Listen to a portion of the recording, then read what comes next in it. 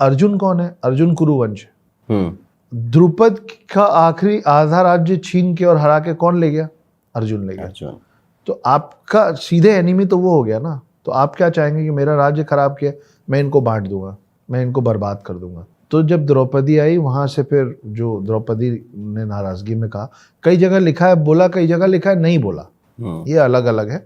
उसके डिबेट में हम इसलिए नहीं जा सकते क्योंकि आप किस किताब को गलत बोलेंगे और किसको सही बोलेंगे। तो जो दिखाया बताया ज्यादा सुनी बात है वो ये है कि द्रौपदी ने गुस्से से मजाक उड़ा के एक दिन बोल दिया दुर्योधन को कि अंधे का बेटा अंधा। और उस बात से फिर जो चीजें हुई, फिर वो चीरहरण तक बात पहुंची, फिर पासे चले गए, उसके बाद फिर जो भी हुआ। फिर फाइनली महाभारत में धृष्टद्युम्न के हाथ द्रोणाचार्य का वध हुआ।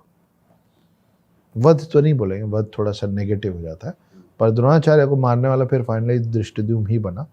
और उनको मारा कैसे गया उसकी अपनी एक कहानी कि अश्वत्थामा हतो हता। तो अश्वत्थामा थे द्रोणाचार्य के पुत्र जिनमें असीम शक्ति थी, और द्रोणाचार्य जिसने सब पांडवों और कौरवों को इतना स्ट्रांग बनाया, वो सोचिए अपने पुत्र को क्या बना के तैयार किया होंगे। तो अश्वत्थामा को हरा पाना वॉज नेक्स्ट टू इम्पॉसिबल। तो फिर कृष्ण चाल चले। कृष्ण बोले द्रोणाचार्य जब तक अपना अस्त्र शस्त्र रखेंगे नहीं, उनको हराना पॉसिबल नहीं। उनको हराने के लिए क्या किया जाए? पुत्र मुंह में डालो इसको, बुजुर्ग है, अब एकलौता बेटा है, उससे बहुत प्रेम है। अब कई 100 किलोमीटर में युद्ध चल रहा था, कौन किस कोने में लड़ रहा है पता नहीं। तो कृष्ण ने भीम से कहा कि उस फलाने हाथी को जान से मार दो, क्योंकि उस हाथी का नाम अश्वत्थामा था। तो वो बोलते हैं ना कि चोरी नहीं की, हेरा फेरी की।